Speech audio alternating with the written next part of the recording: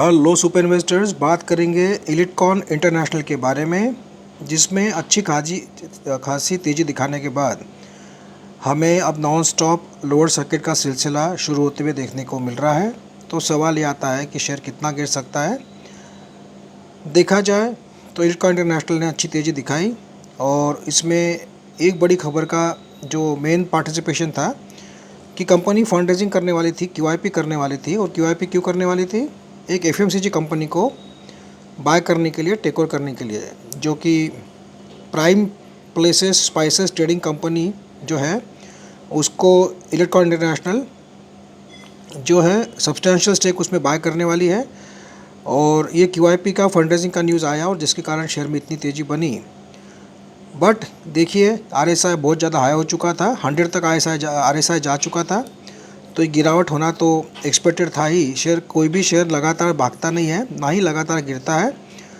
तो यहाँ पे पहला रूल अप्लाई हो गया कि कोई भी शेयर लगातार भागता नहीं है। काफ़ी लोगों ने, जिन लोगों ने प्रॉफिट बुक नहीं किया, उनको पछतावा हो रहा होगा और अब वो पैनिक में सेलिंग की कोशिश कर रहे होंगे। आज देखा जाए तो करीब करीब 29 लाख शेयर्स सेलिंग के लिए लगे हुए थे। बहुत ज़्यादा हेवी सेलिंग प्रेशर था, क्योंकि जो लोगों को ध्यान में नहीं रहा, जिन लोगों ने प्रॉफिट बुक नहीं किया, अब वो लोग सोच रहे होंगे कि भाई प्रॉफिट बुक करना रह गया हमारा, तो प्रॉफिट बुक करते हैं।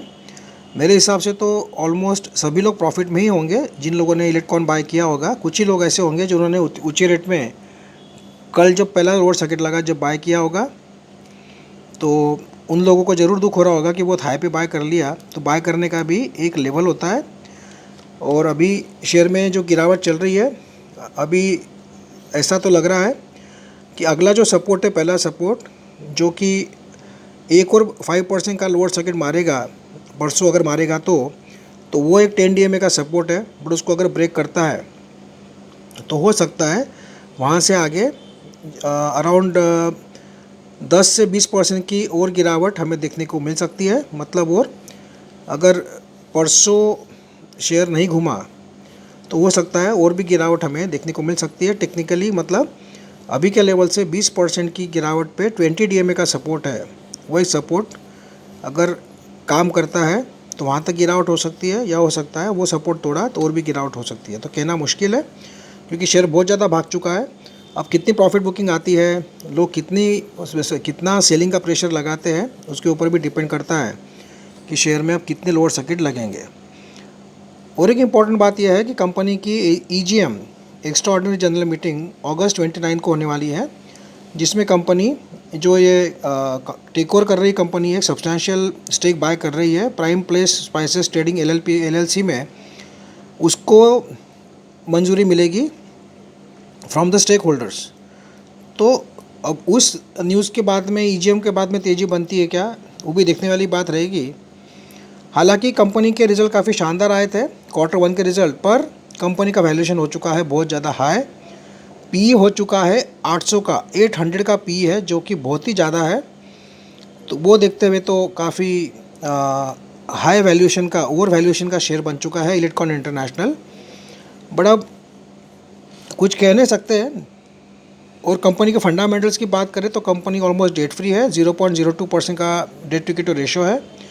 प्रोमोटर होल्डिंग 59% है। अब क्यूआईपी के बाद में प्रोमोटर होल्डिंग कितना कम होता है, ये देखने वाली बात रहेगी। क्यूआईपी कंपनी करने जा रही है। और आपको मैं और एक बात बताना चाहूँगा कि कंपनी को एक बड़ा नोटिस, GST का नोटिस आया था कुछ 200-300 करोड़ का। तो उसका भी क्या होता है वो भी फ्यूचर में पता नहीं क्या हो सकता है। बट अभी फ़िलहाल तो ये सब बातें हैं कि कंपनी क्यूआईपी करने जा रही है, फंड रेजिंग करने जा रही है। अब नई कंपनी को बाय करेगी, उसका रेवेन्यू प्रॉफिट ऐड होगा, ये भी पॉसिबल है। और ये भी पॉसिबल है कि